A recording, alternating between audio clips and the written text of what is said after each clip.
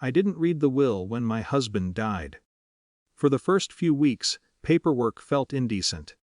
The house still carried his habits in quiet ways: the coffee cup he always used, the jacket that remained on the back of a chair, the faint smell of the cologne he had worn for 30 years. People kept saying I should handle the estate, but grief has its own pace. I folded condolence cards. I watered the plants he used to forget. I slept poorly. Our daughter Melissa handled most of the formalities. She spoke with the lawyer, she collected documents, she seemed focused in a way I wasn't capable of yet. I was grateful for that. When the will was read, I remember very little of it. Numbers were mentioned. The house, investments, trust accounts. I heard Melissa's name repeated often, which made sense to me. She was our only child. Later I learned the number was $42 million. At the time, it barely registered. Melissa's posture changed in the days after the meeting, though I couldn't have said exactly when. Something subtle in the way she moved through the house, less like a daughter visiting home and more like someone inspecting property. One afternoon she came into the kitchen while I was making tea. She placed a folded bill on the counter. $100, she said. I thought she was joking. For what? So you can get started somewhere else. I stared at her, waiting for the rest of the sentence. It didn't come. Melissa crossed her arms lightly, almost professionally. The house is mine now, she said. And honestly, I need space to figure things out. You'll be fine. Just find somewhere else to go. There wasn't anger in her voice. That might have been easier to understand. Instead, it sounded like a logistical decision. I picked up the bill without meaning to. The paper felt oddly heavy. You want me to leave? I asked. She shrugged slightly. You're not really needed here anymore.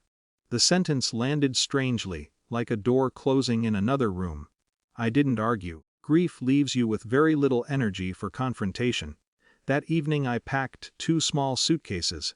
I took clothes, a few photographs, and the small wooden box where my husband had kept old theater tickets from our early years together. Melissa stayed upstairs while I left. I heard her moving around, opening drawers, shifting things. The front door closed softly behind me. The following days passed in quiet dislocation. I stayed briefly with a neighbor. Then a short-term rental. I walked a lot, through grocery stores, parks, anywhere that allowed time to move without thinking too hard. It was strange how quickly the life I had built disappeared. I had spent decades keeping that house steady. While my husband built his company, I kept everything else moving: finances, schedules, repairs, school meetings, birthdays. None of that had ever felt like ownership, just responsibility. Melissa didn't call.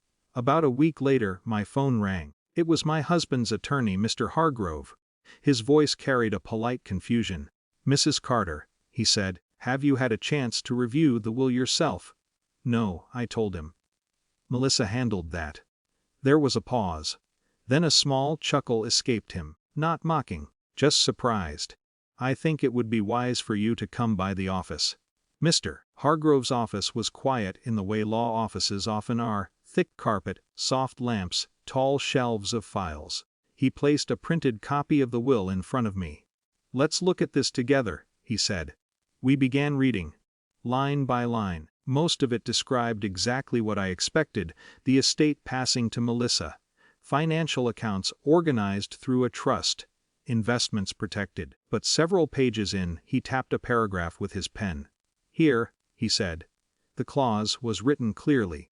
The house had indeed been placed in Melissa's name, but under a structure that protected my permanent residency rights.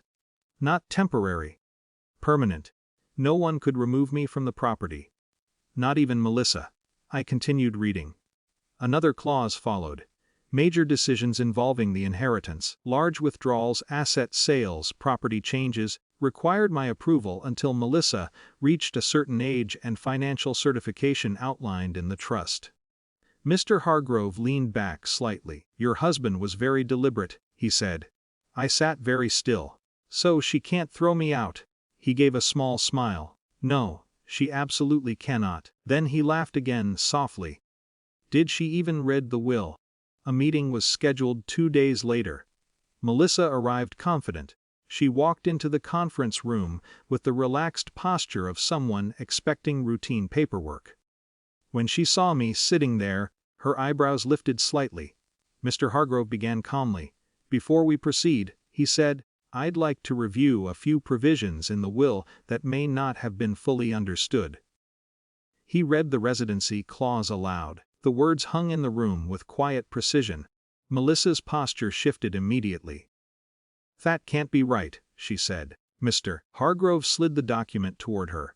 It's right there. She read it once, then again. Her face slowly lost color. He continued, the trust oversight clause. The financial authorization requirements. The supervisory role assigned to me. By the time he finished, the silence in the room had grown heavy. Melissa looked up slowly. You knew about this? She asked. No, I said. And it was the truth. Hargrove folded his hands. Legally speaking, he said, Mrs. Carter has the right to reside in the home indefinitely. Any attempt to remove her would violate the terms of the estate. Melissa didn't respond. For the first time since my husband died, she looked unsure of where she stood. I spoke only once.